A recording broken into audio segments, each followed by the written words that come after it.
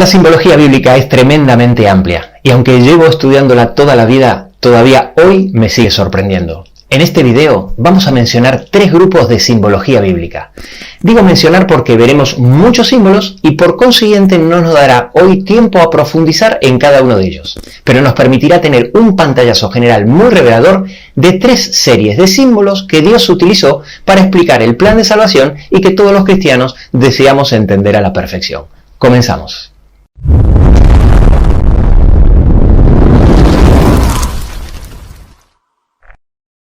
De los muchos grupos de símbolos que Jesús utilizó para explicar el plan de salvación, hoy vamos a introducirnos en 3 de ellos, los cuales son la simbología de la siembra de la cosecha, la simbología del cuerpo humano y la simbología de la luz y el fuego.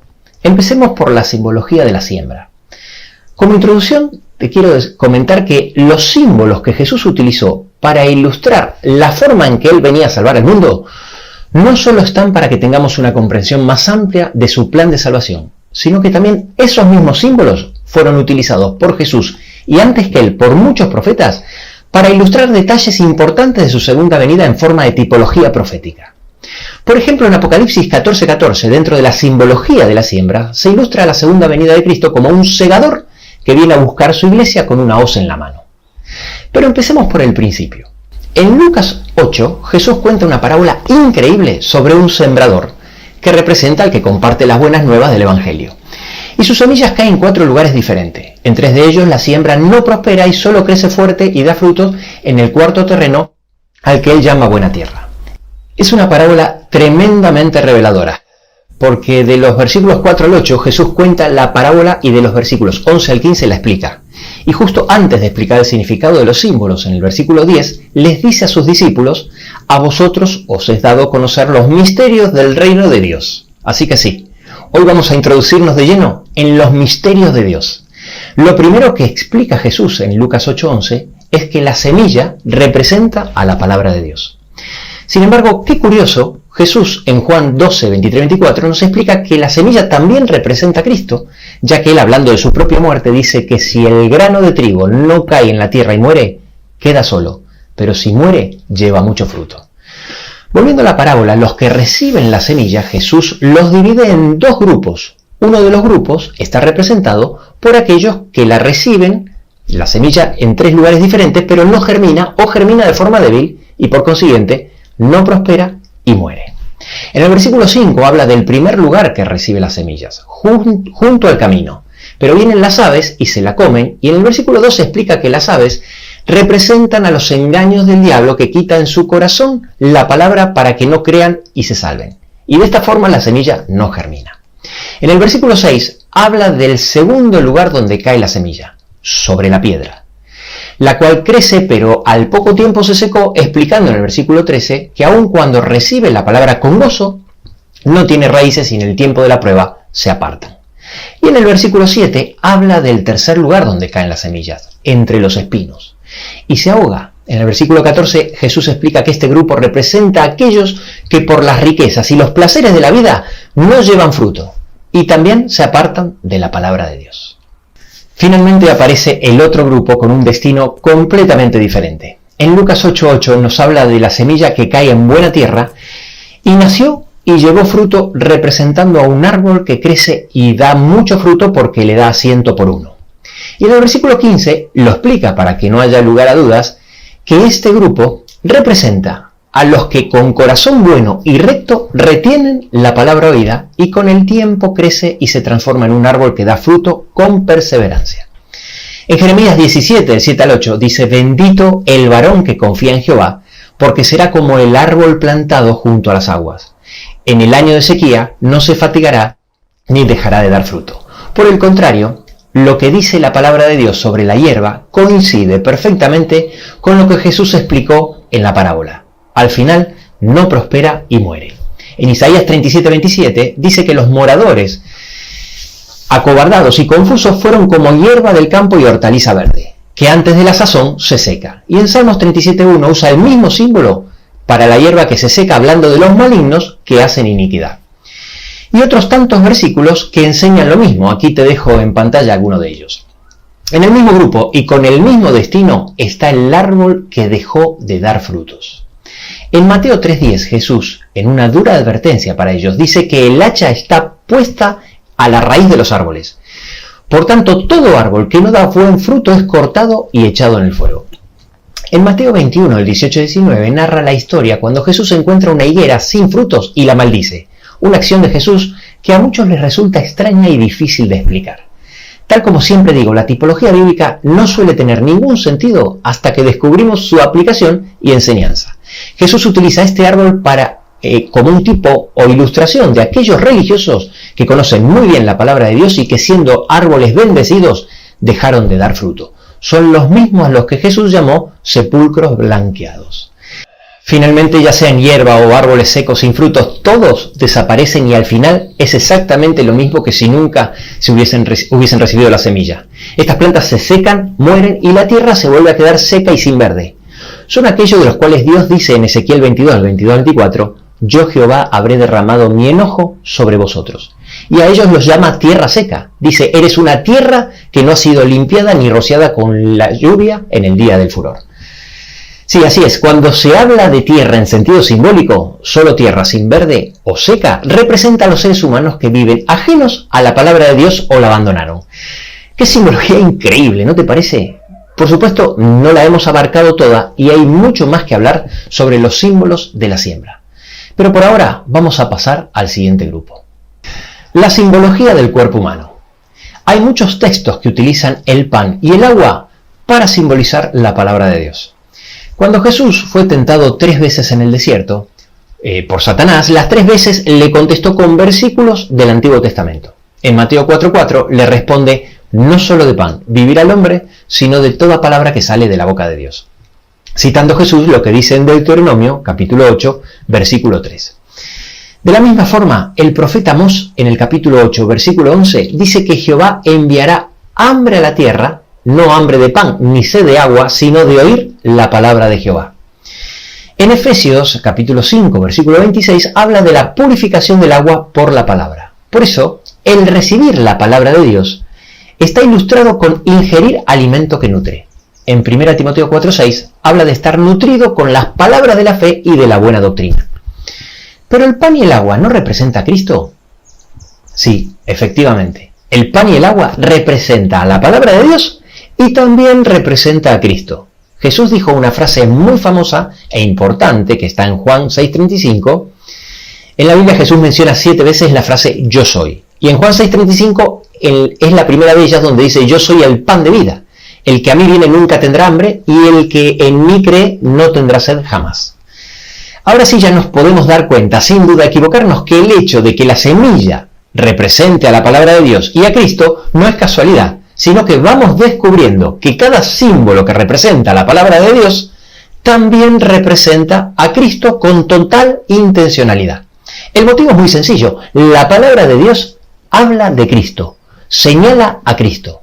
En Juan 1:45 cuenta que cuando Felipe halló a Natanael, le dijo, hemos hallado a aquel de quien escribió Moisés y los profetas, a Jesús. Y Jesús mismo dijo en Juan 5:46, si creyeseis a Moisés me creeríais a mí porque de mí escribió él. Y así lo confirman muchos otros versículos, que la palabra de Dios habla de Jesús y específicamente de su sacrificio. En Hechos 10 menciona que los profetas hablaron de Jesús a quien colgaron en un madero y que de esto dan testimonios todos los profetas. Y en 1 Pedro 1 habla de que los profetas profetizaron de antemano los sufrimientos de Cristo. Esto es lo que la Biblia llama el testimonio de los hombres. Por esto, la palabra y Cristo tienen la misma simbología, porque no se puede separar a Dios de su palabra. Y obviamente Jesús fue la mayor manifestación de la palabra de Dios. Juan 1:1 dice, en el principio era el verbo y el verbo era Dios. En griego dice logos y en inglés se traduce como word, es decir, palabra, refiriéndose a Cristo. Jesús es la palabra de Dios encarnada. Jesús es el verbo hecho carne. En el libro de Juan, capítulo 6, luego de decir Jesús, yo soy el pan de vida, y de compararse con el maná y explicar que Él es el verdadero pan del cielo, en Juan 6:51 dice algo muy revelador. Y el pan que yo daré es mi carne, la cual yo daré por la vida del mundo, expresándolo en futuro porque solo era posible darlo después de su muerte. A las puertas de la cruz, en el aposento alto, Jesús instituye el rito de la Cena del Señor, precisamente resaltando este hecho. Jesús tomó el pan y dijo, esto es mi cuerpo, y tomando la copa dijo, esto es mi sangre. Ahora bien, ¿cuál es la diferencia entre comer el pan y el agua que representa a Cristo y comer su carne y su sangre? ¿Es lo mismo? No. Y la diferencia son las dos cosas que ocurren entre medio y las dos están simbolizadas por el bautismo. El bautismo simboliza dos cosas. En primer lugar, el sumergirme en las aguas bautismales simboliza mi muerte a una vieja vida, aceptando la muerte de Cristo en mi lugar para que entonces pueda tener su vida. Al salir de las aguas bautismales, simboliza que estoy naciendo en una nueva vida en Cristo Jesús, es decir, una vida transformada por Cristo, en abundancia y crecimiento espiritual diario. Sí, gracias a su muerte es que es posible que Cristo viva en nosotros y de esta forma permitir que Cristo nos transforme en una nueva criatura. Presta atención a la simbología y verás qué sorprendente su exactitud. Jesús, ¿qué es la semilla? Tuvo que morir para que nos pueda transformar de tierra seca a un árbol que crece. Jesús, el pan de vida, tuvo que morir para que pudiera darnos su carne y su sangre, la cual al comerla y beberla, transforma nuestra muerte espiritual a un nuevo ser con vida abundante. Y estos símbolos no pueden ser más apropiados para ayudarnos a entender mejor esta realidad espiritual que por ser tan impresionante no siempre es fácil de entender. En segundo lugar, el bautismo representa la acción del Espíritu Santo en la transformación que Cristo hace en nosotros. El bautismo del Espíritu Santo lo hace Jesús y nosotros confirmamos y certificamos su aceptación en el bautismo del agua que hacen los hombres. Uno lo realizan los hombres y otro lo realiza Jesús. Esto lo aclara, por ejemplo, Juan 4:2, donde nos dice claramente que Jesús no bautizaba, sino sus discípulos. Y en Juan 1:33, Juan el Bautista explica por qué primero Jesús envió a bautizar a él y luego a sus discípulos, pero él no bautizaba, precisamente porque Jesús bautizaba con el Espíritu Santo. Existen muchos versículos donde Jesús explicó hasta el cansancio que él enviaría al Espíritu Santo. Aquí te dejo algunos de ellos. Dicho sea de paso, Jesús no perdía la oportunidad para aclarar que el Espíritu Santo en realidad lo enviaba el Padre a través del Hijo. Fíjate cómo usaba frases como, por ejemplo, a quien el Padre enviará en mi nombre. O en otra ocasión dijo, a quien yo os enviaré del Padre. Dejando Jesús bien en claro así que la Trinidad completa participa en nuestra redención.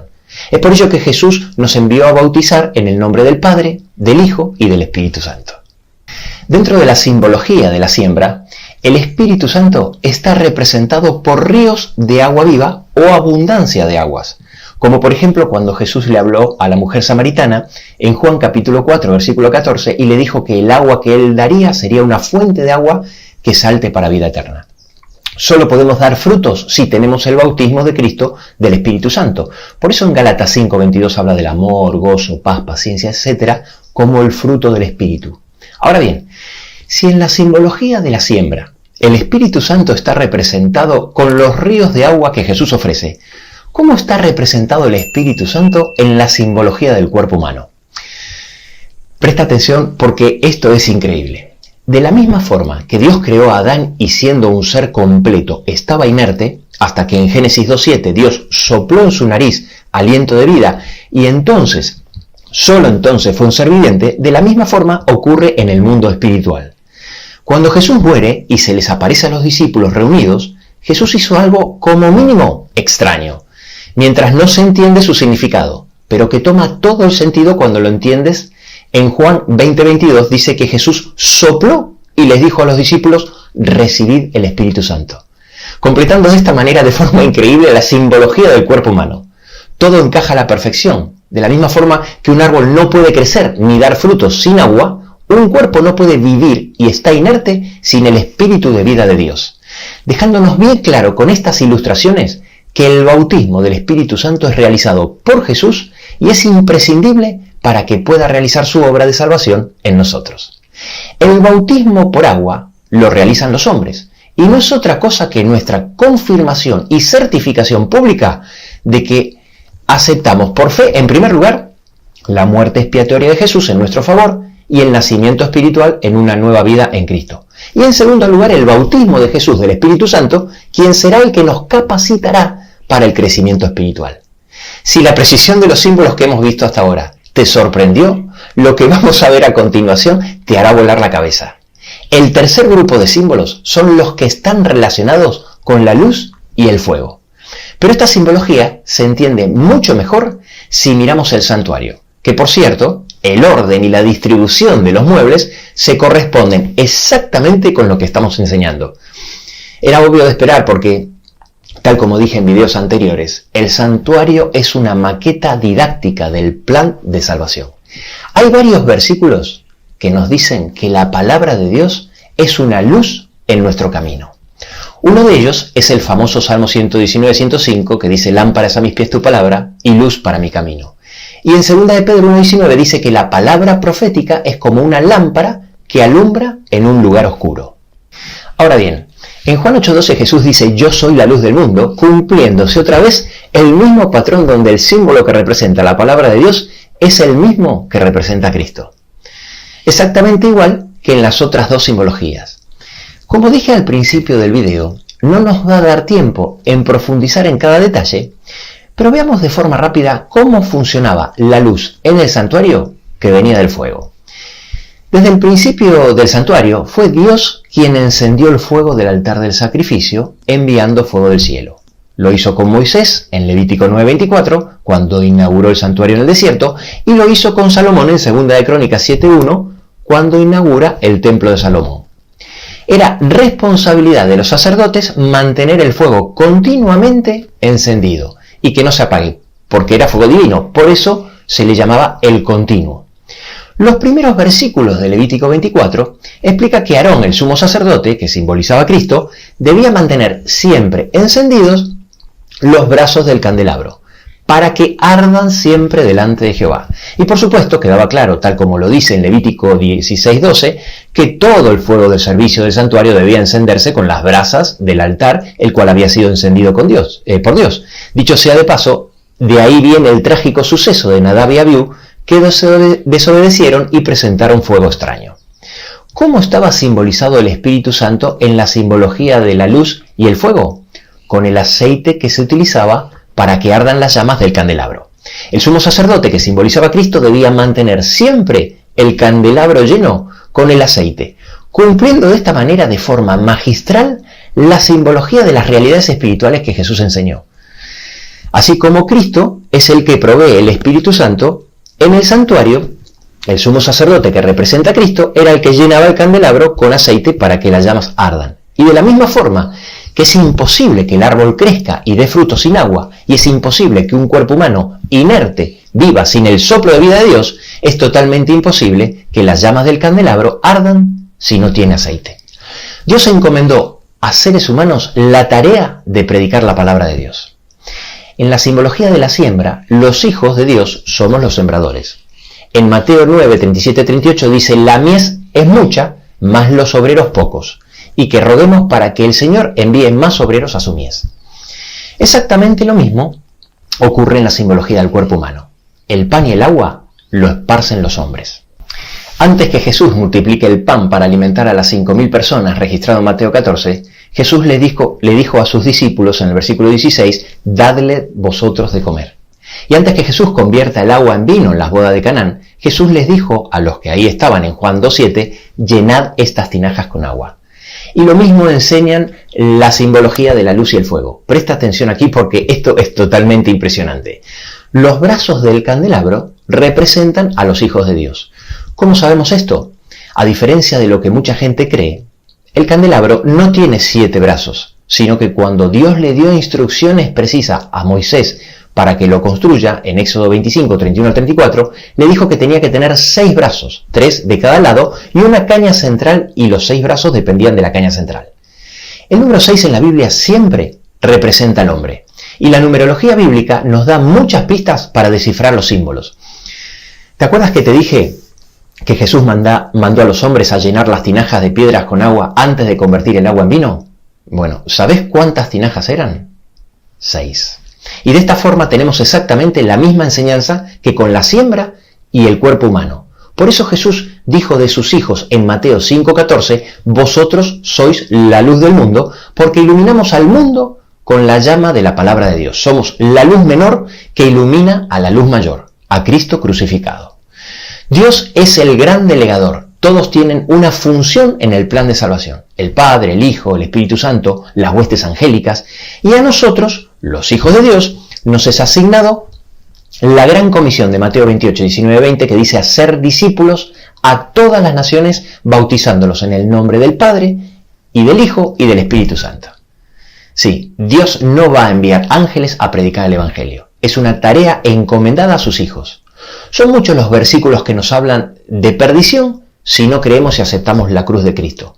Y los símbolos que hemos visto hoy nos ayudan a entender aún mejor. La simbología de la siembra nos dice que somos tierra seca, la simbología del cuerpo humano nos llama muertos espirituales, y los símbolos de la luz y el fuego nos indican que estamos en total oscuridad. Pero por el contrario, si decidimos aceptar el pacto y seguir a Cristo, nos promete dar mucho fruto, crecer fuertes para vivir una vida en abundancia, y como dice Proverbios 4:18, la luz que ilumina la senda de los justos puede ir en aumento hasta convertirse en un día perfecto. ¡Qué increíble simbología! No caigo de mi asombro.